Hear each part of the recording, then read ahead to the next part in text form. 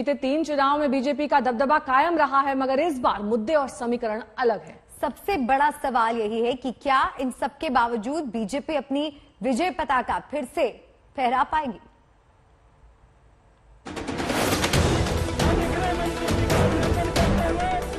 Record तोड़ने की बात कर रहे हैं। अरे रिकॉर्ड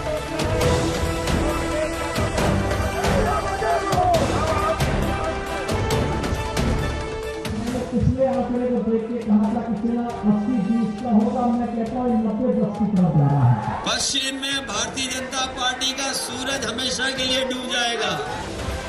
अंतिम दौर में है पहले दौर का प्रचार। पीएम मोदी, योगी आदित्यनाथ, अखिलेश जयंत की जोड़ी और मायावती के साथ ही प्रियंका गांधी भी पूरा जोर लगा रही हैं। 10 फरवरी को पश्चिमी यूपी की 58 सीटों पर वोट डाले जाएंगे। शामली, मुजफ्फरनगर, बागपत, मेरठ, गाजियाबाद, गौतम बुद्ध नगर, हापुड़, बुलंदशहर अहम जिले हैं। इस बार मुकाबला दिलचस्प है क्योंकि इस बार किसी के भी पक्ष में कोई लहर नहीं चल रही है। कुछ विधानसभा सीटों को छोड़कर ज्यादातर सीटों पर कांटे की टक्कर है। सभी दल अपनी अपनी जीत का दावा कर रहे हैं, मगर वोटर के मूड को भांपना इस बार आसान नहीं है। डबल डोज ले रही है, चुनाव तक आते आते यह पहुंचेगा। मैंने पिछले आंकड़े को देख के कहा था कि चुनाव 80-20 का होगा, मैं कहता हूँ 90-10 की तरफ जा रहा है। पहले चरण से ही भारतीय जनता पार्टी की हवा खराब हो रही है और 3 आते आते भारतीय जनता पार्टी का पता नहीं लगेगा। पश्चिम से शुरुआत हो रही है। पश्चिम में भारतीय जनता पार्टी का सूरज हमेशा के लिए डूब जाएगा।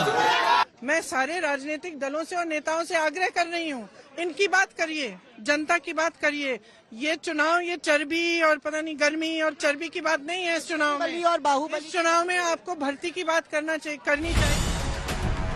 चुनावी मैदान में बीजेपी, समाजवादी आरएलडी गठबंधन, कांग्रेस और बीएसपी हैं, तो वहीं ओवैसी और चंद्रशेखर आजाद भी मैदान में हैं।